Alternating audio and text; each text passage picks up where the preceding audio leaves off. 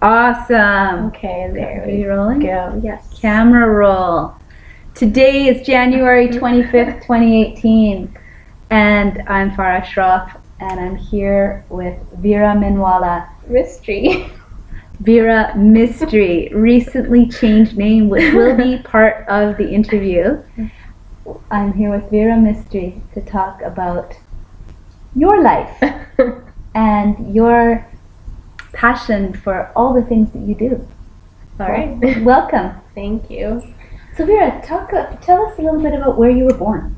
So I was born in Karachi in Pakistan, and I had only moved here when I was 10 months old. Oh, so you were a little baby when you got to Yeah. Canada. Yeah. And how do you feel about Pakistan? Is it home for you? I mean, in some senses, yes. I still do have my family there. All of my mom's side is still there. Mhm. But I think Canada has really taken the role onto being my home, my number one home. It's given me a lot of opportunities that I could be grateful for, that I think maybe I might not have had if I was still there. So I think in the back of my mind, I'm still Pakistani. I would tell everyone I am, but at the end of the day, I mean, I'm always Canadian. Yeah. So do you feel a little bit of both? I do. A little bit of both Pakistani, a little bit of Canadian. Right. Yeah. And what is it about Pakistan that you're proud of? Wow, loaded question that I'm proud of. I mean, I guess the thing is that I wish I could give you an answer that I mean, there's so much I don't know about Pakistan, and there's a lot of media portrayal that I don't agree with. So I think I can't necessarily say I have a strict answer for you. I think family is sort of my comeback to that. I'm happy to have. I had just had my first cousin, my mom's sister. She just had her first child. It's the first child on that side. Aww. So I'm proud of finally being a cousin and having a little baby there. But I think that's sort of what I have to hold on to there. So family for you is what defines Pakistan. For sure. Yeah. And how would you think about Canada? What role does Canada play in your life? A huge one. I've been here. I've lived here my whole life. It gives me my cultural identity. I think it instills a lot of values, what it is to be Canadian, what it is to be like just something as simple as a good Samaritan, what sharing is, what caring is, what it is to love your land, love your home, be given the opportunity to grow and thrive as a person. I think Canada's really brought that over and really instilled that into me. I go to university here, so I mean, school education's provided me the ability and the knowledge to become something great, and I think that's what Canada really is for me. Beautiful. Yeah. And have you had this idea of becoming something great since you were a child? I have. I've always wanted to go into healthcare, and I've seen my mom really struggle as she's grown as a person when we moved here, and she's also gone into healthcare. So I think a lot of her values that she's had and that I've seen growing up have really sort of transpired into me. And I think healthcare and giving back wherever I can, that would be something I'd like to do. Nice. Beautiful. So you've just talked about your mom. Let's hear a little bit about her and your childhood with your mom and your family. So when we moved here 24 years ago, I can't say I remember much of it. I do remember we started off in the basement, and then we moved into a house a few years later, right just down the street. And I think I used to stay. My grandmother from my dad's side, she had come down with us from Pakistan. So all of my dad's side came with us, and my mom's side stayed behind. So I guess in that I saw my mom really grow as a person, where she had the support she wished she had. It was back home, but and then my dad had his support, but then my grandmother was there for us as well. She was taking care of me, and my parents worked their butts off. They would deliver stacks and stacks of newspapers for hours, and that was just the beginning. And when we used to have 4 feet of snow, they'd be out delivering papers just so they could get a meal on the table. And from all of that, my dad had some connections, like friends back from Pakistan, who happened to come here and start up a company, so they take him in. And my mom went from newspapers to McDonald's, and she started working in a movie theater. And that's actually where she met another Zoroastrian in the community. I have no idea. The coincidence is just uncanny. And he gave her a job, and he said, I understand your circumstance, and I'll give you as many hours as I can, and I'll help you wherever I can. So dad would be at work, mom would come grab us from elementary school. There's me and my 2 siblings. And at the age of 10 or 11, it was me, my younger brother, just a year younger, and my sister, who was just about born at that time. We'd go to the theater with her. She'd start working, and we'd just roam and have our whole day there. We were free. The manager, like I said, our family friend now, he was great. He didn't mind. He said, bring your kids. Do what you need to do. And so I used to see my mom work all the time, and then she'd have meals ready for us, so we'd eat there and we'd play there, and we would just sort of always be together. And I saw how hard she worked between 2 jobs, and then dad would come back from work, pick us up and take us home, and then she'd finish closing. She'd come back by 11. So I know they've worked so hard to get us where we are. So I couldn't, there's nothing I could say that would ever pay tribute well enough to what they've done for me, what they've done for our family. So beautiful. Yeah. Why did your parents choose to move from Pakistan to Canada? I think a lot of that has to do with my dad. When I was born, he just sort of had his mindset on wanting to give me and any other future children sort of the opportunities and a future that he felt maybe we couldn't receive in Pakistan. Mm-hmm. Just the opportunities that he knew that would be far greater had we moved to Canada, and he was really set on that. And I guess my mom agreed. Sometimes you have to do what's hard, but what's best for your future, for everyone's future. I couldn't even imagine what life might have been, and I'm not saying it would have been bad or anything, but I'm so thankful for what I have now that I don't think I could go back. Yeah. What part of Pakistan are you born in? In Karachi. Yeah, so we have a little colony. It's called Cyrus Colony. All the Parsis sort of live in that general area. Yeah. Nice. And you've been back? I've been there, yeah. Maybe 3 times in my lifetime, maybe 4. Not, I think the last time I went back was in 2007.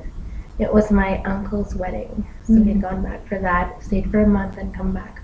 How was that experience? It was really great. I would, and that's sort of where that that drive to go back comes from. I've had such a good experience there that I wouldn't, when I hear things, rumors or stigma or in the media, I think, I can't necessarily relate. And when people ask me about Pakistan, I've got the best of things to say, and then they ask me about the things they hear, and I have nothing to say because I've never experienced it. But then at the same time, that doesn't make it untrue. So there's such a divide in myself for what I feel for Pakistan as being my home. And I don't know, I guess I would still go back. I definitely want to go back at the end of this year. So that's something. Nice. So you've got a trip planned. Yeah. Wonderful. Yeah. Wonderful. That sounds lovely. And you'll go with family? I'll go with my husband. Oh, wow. Yeah. Wow. Wonderful. All right. So is there anything else you'd like to tell us about your childhood? I think a big part of my childhood was being the eldest, my brother being a year younger, and my sister being 8 years younger. I think a big part of that was that I used to take care of the 2 of them. And I think a lot of my childhood required me to grow up a lot faster than sometimes I wish I had. Yeah, I don't regret it. I love who it's made me. I love the responsibility it's instilled in me. But I feel like sometimes I've had to make a few sacrifices, I could say, just so just to like hold that responsibility that maybe I wish I wouldn't have had to make, or I wish it was a little bit different. But then I think it's nothing in comparison to, I guess, what my parents have done for me. So I wouldn't go back and change it for anything. So because you spent so much of your childhood doing childcare, essentially, exactly. you weren't able to do things that you might have done for yourself, or go out and hang out with your friends, or do sports after school, or any of those things. Right. Yeah. So, so you feel like you've sacrificed, your parents have sacrificed, but those sacrifices have brought you to where you are today. Yeah. Wonderful. So can we move on now in the line and talk a little bit about your teenage years? Sure. My teenage years. It was fun. I've never disobeyed my parents. So I'm a very good child, I'd like to think. So there was a lot of, there was never really spoken curfews or anything that I had, but at the same time, my parents would be the ones to call me like 3 times in the day had I gone out with my friends and said, "Oh, where are you? When are you coming home? What are you guys doing?" And just checking up on me. I would always answer the phone call. Okay. I would always, I wouldn't be like, "Oh, mom's calling me, gotta go, like can't talk." I would let them know everything. I've never lied to my parents. I was very school, home, gotta take care of my sister or something when parents are at work, doing homework, and then back to school. If I hang out at my friends' houses for a little bit, or they'd come over. No sleepovers, never sleepovers. You never had a sleepover in your teenage years? No, I didn't. In grade 11, I think I finally convinced my parents to let me go to my one best friend at the time. We went through hoops. We jumped through the crazy hoops to try and get her to sleep over at my house, and her parents were just as strict. So we sort of went through weeks of begging, and I finally had my first sleepover at her house in grade 11. Wow. Yeah. Wow. Yeah. And how was it? It was great. Yeah. And then that sort of opened the door to sleepovers just at her house. But it did, and I was the happiest. I couldn't complain. I finally got to do it. And then she slept over at your place? Oh, that took even longer. There was more convincing for her. Parents were a lot more strict, but then same thing after months for her. Months and months of groveling and being like, "Please let her stay over." I've stayed so many times now. She was finally able to stay over. Her parents came the next morning early to grab her, but it was okay because we had opened the door. Wow. To sleepovers. Yeah. Wow. Yeah. Wow. Yeah. So that was grade 11. Yeah. First sleepover. And you never did anything bad. No sex, drugs, or rock and roll. Nothing. Nothing. I couldn't even think of it. Wow. Yeah, I get some people might think, "Oh, you haven't lived, you haven't tried anything," and I think honestly, I'm so happy I don't have regrets. I don't have things that I'm ashamed about, and I don't have guilt in my mind that I have to lie to my parents to go to a party for what is it really worth? At the end of the day, in my mind, it's not worth enough to cause my parents pain and heartache or distrust or whatnot. So I outweigh the pros and cons that way. And I would choose my family over anything any day. Nice. Yeah. Wow. So where was your childhood and teenage years spent? Where did you live? It was all in Surrey, just in the same little area not by Newton, but just our first house was 10 minutes from my elementary school. The second house was 8 minutes, and now the third one is just across the street. Wow. But it's all within the same 4 blocks. Around this one school. Amazing. Yeah. Wow. And your parents still live there? Yeah, they're still there now. Oh, yeah. So they love Surrey. They do. I don't know if they want to get out or if they want to move on, but right now they love it. Wow. Yeah. So it was a good place for you to have a childhood and an adolescence. Yeah, for sure. And I think even the time back then was more innocent and more lovely. Like we would, because of the elementary school, there was a soccer field. So every day after school, it'd be me and like a few friends of mine, and we would just go and we'd do like homework for maybe an hour, hour and a half, and then they'd come knock at my door, and then we'd all play soccer for like all the way until 9 p.m. And then we'd all come back to my house. We'd all have like lemonade or Gatorade or something my mom would make, and then they would all kind of scatter home, and I'd just go back home and finish off homework or something. So life was great. It was a pure, innocent time. No technology, none of that. Yeah, we enjoyed the fresh air and the outdoors. Nice. And you felt very safe. Oh, for sure. No doubt in my mind that, my mom could see me through the window, but I would never like have to think twice before, going to a corner to fetch the soccer ball or something. It was a very safe time. Nice. Yeah.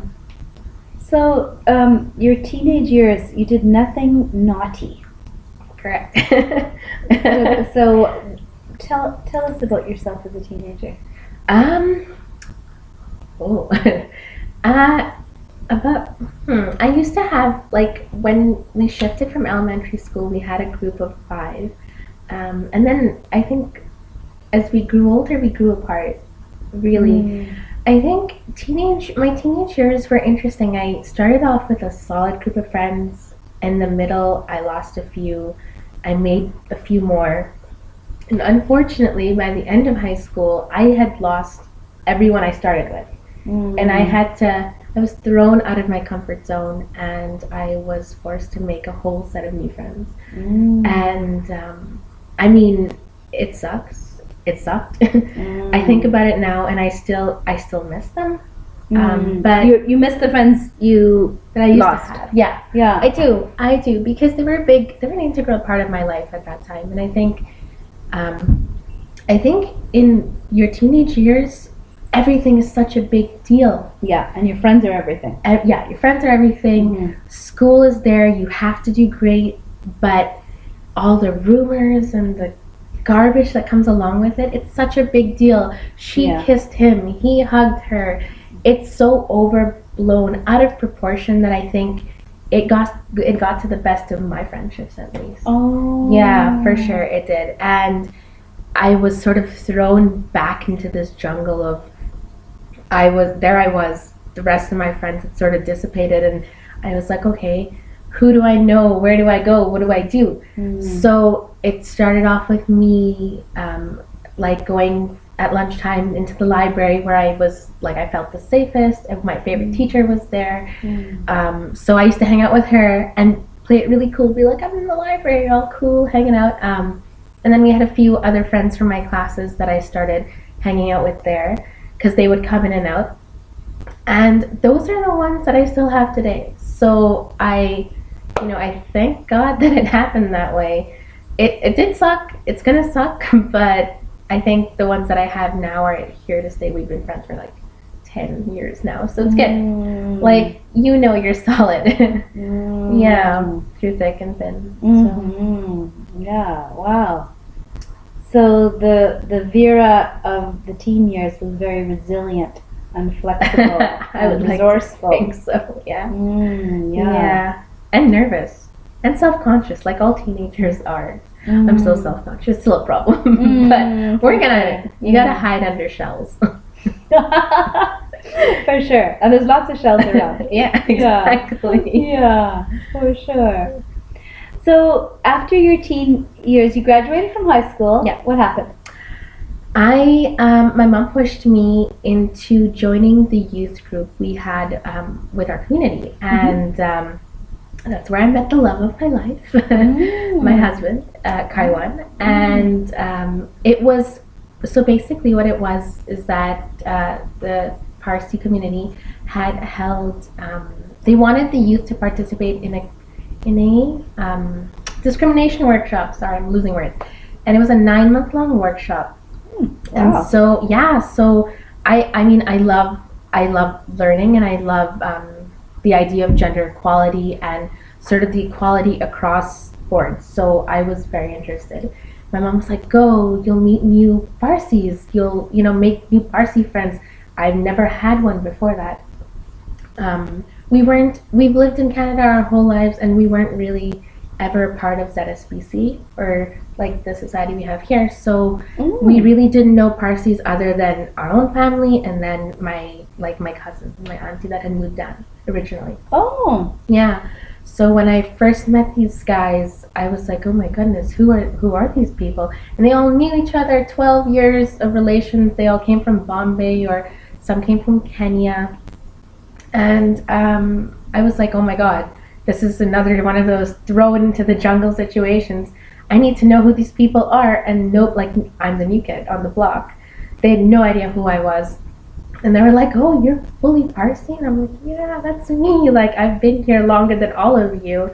So we had like a random activity that I was randomly paired up with Kaiwan. And he just graduated. He was 24 at the time. He just graduated Kwantlen. And I was sort of just transitioning into Kwantlen, into the university. So he was like, oh, here's my number. If you need any help at all, call me, message me. I'm happy to help. I've been there for 4 years. I'll help you out. And I don't know what it was about him, but something about him like clicked in my mind. And I thought, wow, I think I need to end up with this guy. Like, what? Oh, like you just met him and he was your destiny. I have no idea. I would have never believed it if it didn't happen to me. Wow. Beautiful. Yeah, he was. And I was like, oh my goodness, how do I get this guy? I need to get this guy. Really? Yeah. Wow. Yeah. You were clear. Yeah, I have no idea how it happened. But then through the power of texting, we kind of got to know each other. But at the end of the year, he had gone to India to see his family. And I was here, and I was like, oh no, it's over. Like, he's gone. I think he'd gone for like a month and a bit. So towards the end of November, and followed through to December, halfway through January. I don't know, he was gone for a long time. But at that time, I sort of realized that I'm 18. I've never kissed a boy. I've never held hands with anyone. And I was sort of like, I felt so out of the loop with my friends. I was like, oh man, like, I want to see what that's like. So I know the things an 18-year-old prioritizes. So I was just at one of my friend's birthday parties, and there was someone there who sort of expressed interest. So I was like, you know what? Let's take the plunge. Let's do it. And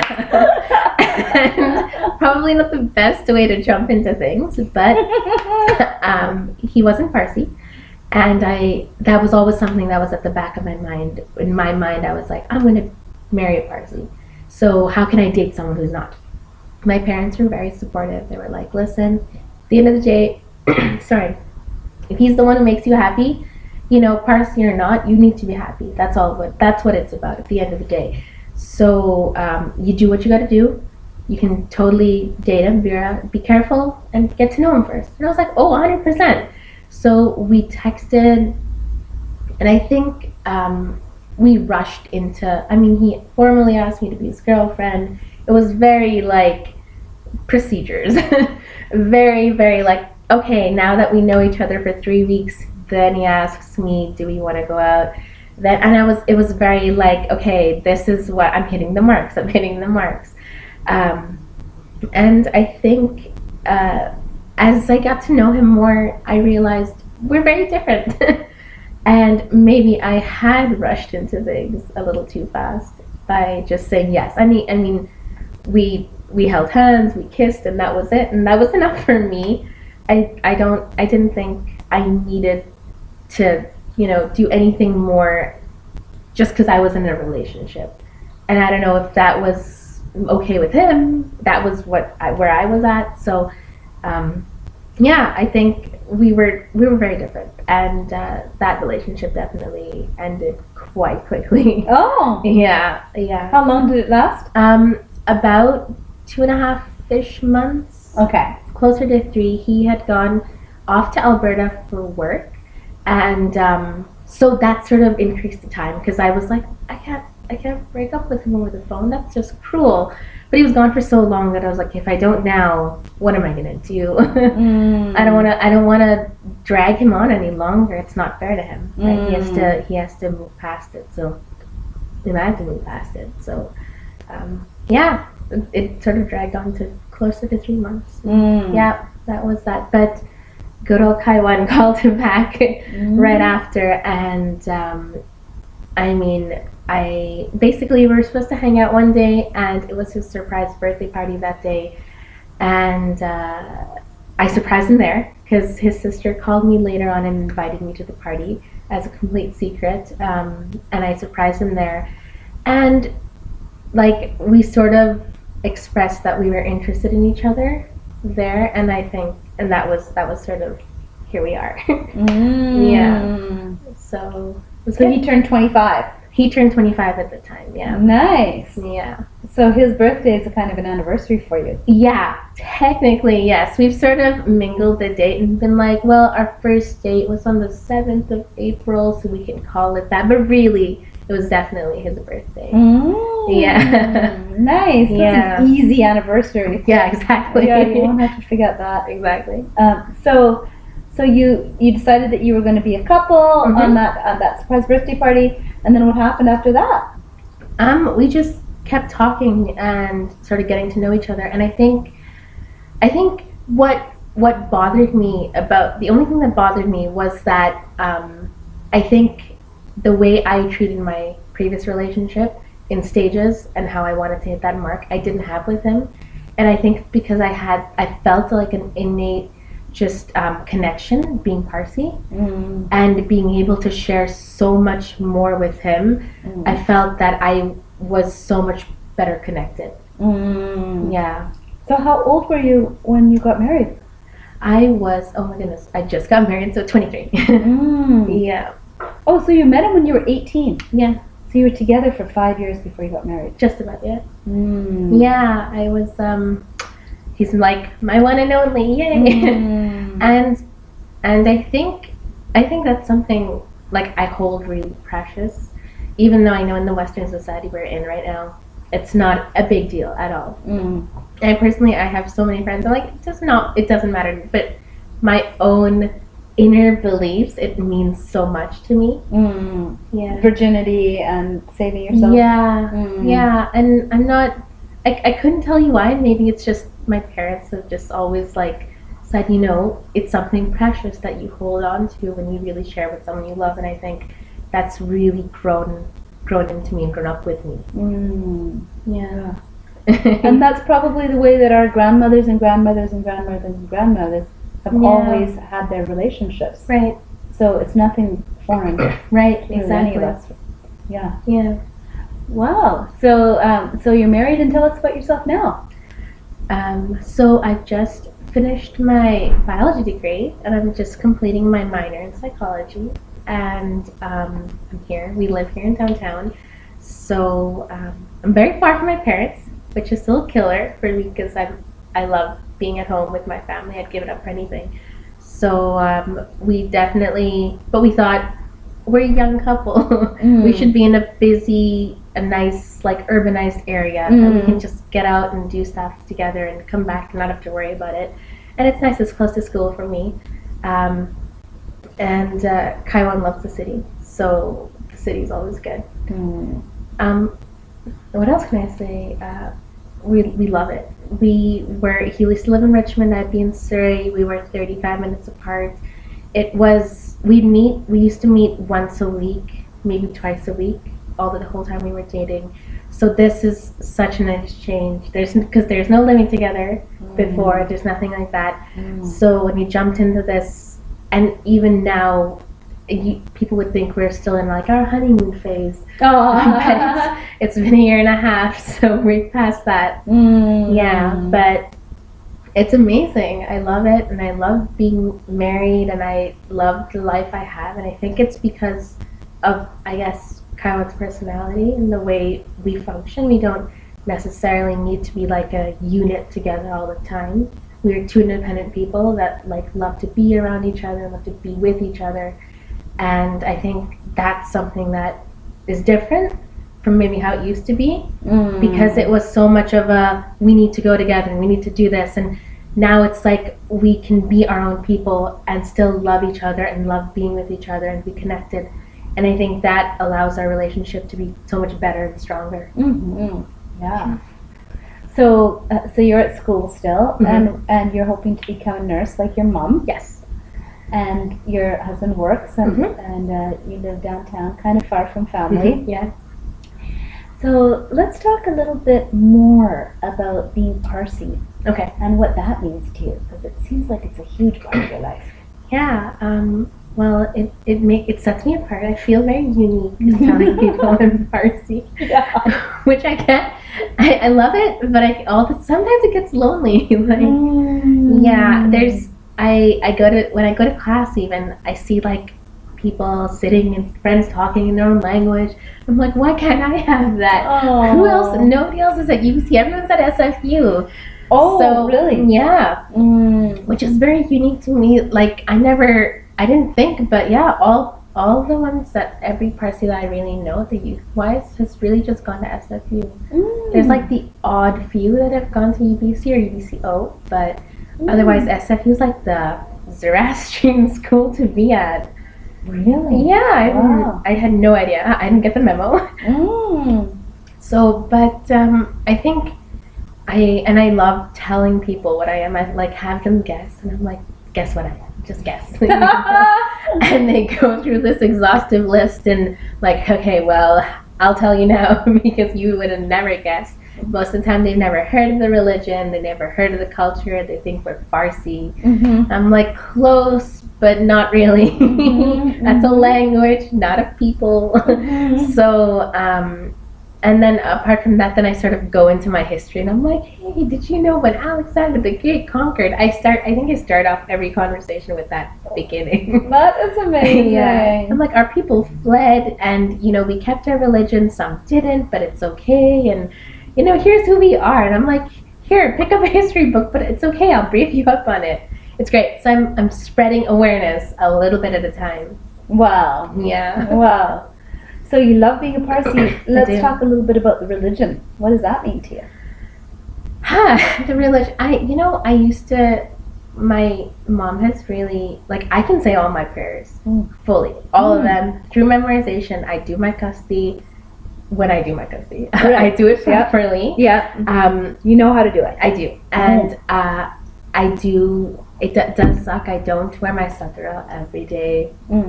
They're just bulky under Western clothing. It's difficult. If someone could just fix that, it would be fine.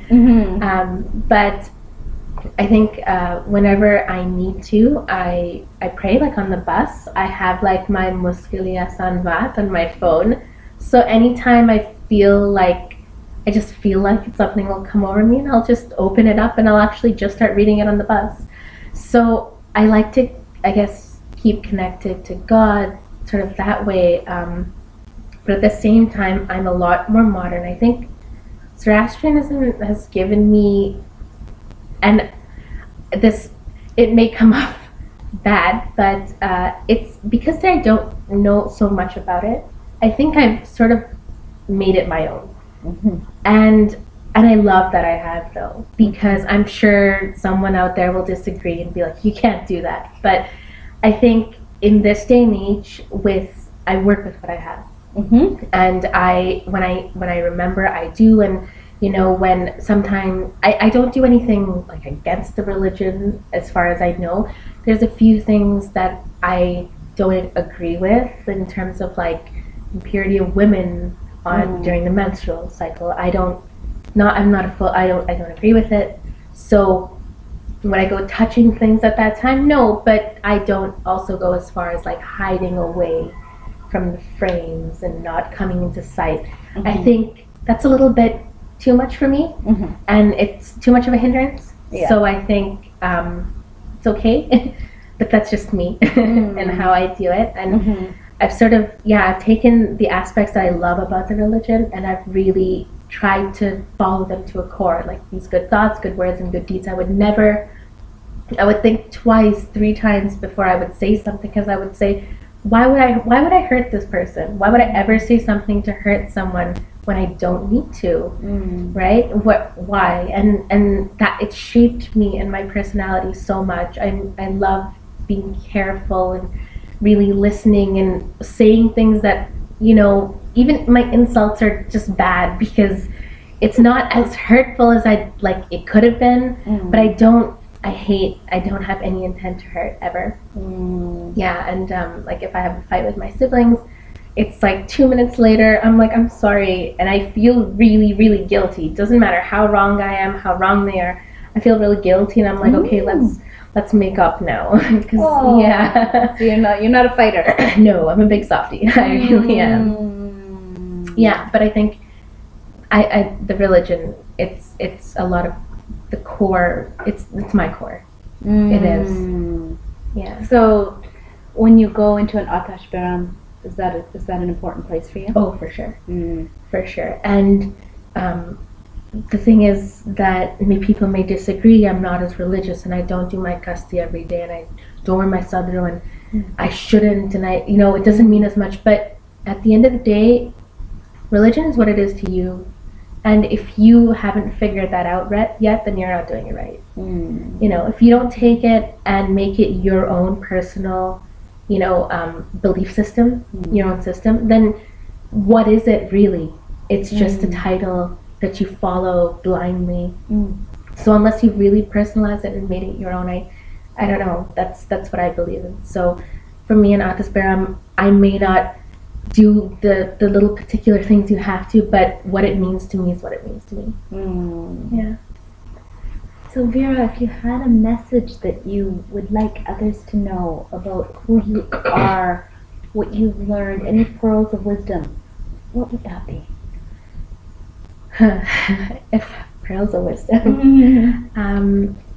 I think if I had a message to tell people, it would be that I think what we take for granted is a lot of it is like this intrinsic knowledge that we have, and when we make connections with people, we expect them to be a certain way, and there's a lot of I guess experience and stuff we bring to a relationship and we bring into this connection. And I think people make mistakes, or sometimes they don't meet expectations, and I think through my life I've learned that if you hold on to these mistakes of other people's mistakes, I think it's so toxic for you, for them, for your relationship.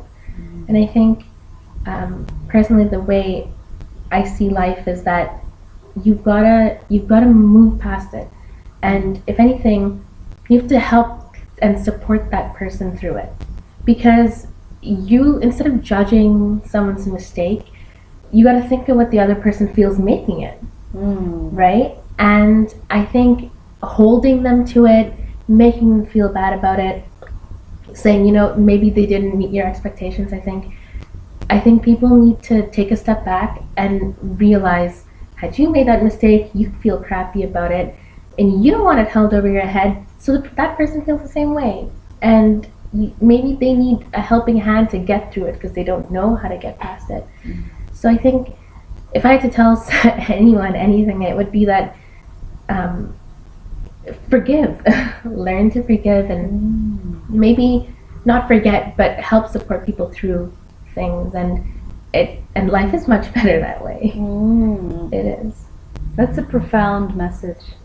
Forgiveness is one of the most transformative things we can do to each other, isn't it? Yeah, it really is. Do you have a story about that? I think my whole life is a story about that. Really? Yeah, I've been through a lot of things in my life, a lot of places where I've been really hurt by things people have said to me. When I was younger, I was bullied a lot. And I think if I never really moved past it and forgave. Even, I know it sounds odd to forgive someone who bullied you, but if I didn't, where would I be? Who would I be? And I don't ever really want to know, because I love who I am now, and the people around me love me for who I am. And I think forgiveness is such a big part of that. Yeah. That's amazing, Vera. Thank you so much for sharing that. Thank you so much Yeah. for having me. Yeah. Is there anything else that you would like to talk about yourself, or the faith, or the culture? Anything? I think I've shared as much as I can. All right. Thank you so much. Thank you so much, Dr. Shroff. Okay.